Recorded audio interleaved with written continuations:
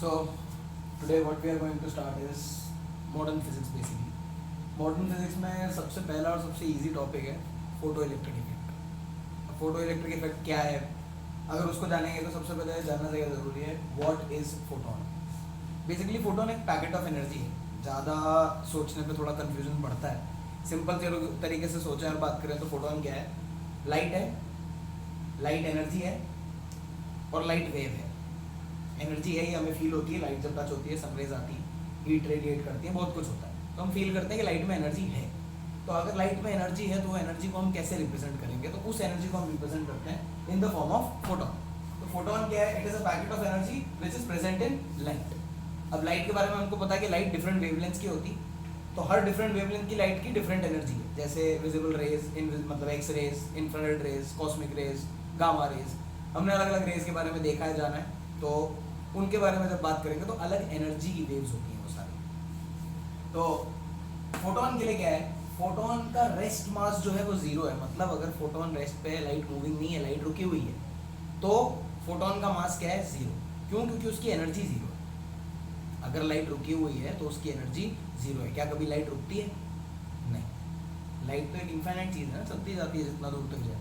तो इसलिए rest mass उसका क्या है, जीरो. अब अगर एनर्जी की बात कर रहे हैं कि फोटोन एक एनर्जी है, तो वो एनर्जी कैसे बताएंगे. तो energy of a photon is written by hc by lambda. अब h क्या है, प्लैंक्स कांस्टेंट, c क्या है, स्पीड ऑफ लाइट, लैम्डा क्या है, वेवलेंथ ऑफ लाइट. तो hc बाय लैम्डा जो कि हमें वैल्यू देता है जूल्स में. देन उसी को हम लिख सकते हैं h इनटू फ्रीक्वेंसी. ये म्यू क्या है, फ्रीक्वेंसी, तो वो भी हमें देगा क्या, वैल्यू जूल्स में. और उसी को हम लिख सकते हैं 12400 अपॉन लैम्डा. ये जो आएगा, ये लैम्डा किस में है, एंगस्ट्रॉम में, और ये जो एनर्जी आई है, ये एनर्जी किस में आई है, इलेक्ट्रॉन वोल्ट.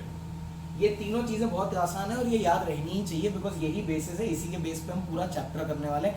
ये एक चैप्टर नहीं, एक्चुअली इसके आगे भी जितनी चीज़ें होंगी वो सब लैम्डा के बेस पे और फ्रीक्वेंसी के बेस पे ही चलेंगी. तो E equals to hc by lambda, h nu, या फिर 12400 by lambda, lambda in angstrom, electron volt. ठीक है. तो प्लैंक्स कांस्टेंट की वैल्यू होती है 6.626 into 10⁻⁻34 जूल्स पर सेकेंड. ऐसे अगर हम मोमेंटम की बात करें तो मोमेंटम ऑफ फोटोन क्या होता है, h बाय लैम्डा, या फिर क्या लिख सकते हैं उसको, energy by speed, E by c. तो momentum of photon is h by lambda या E बाय c.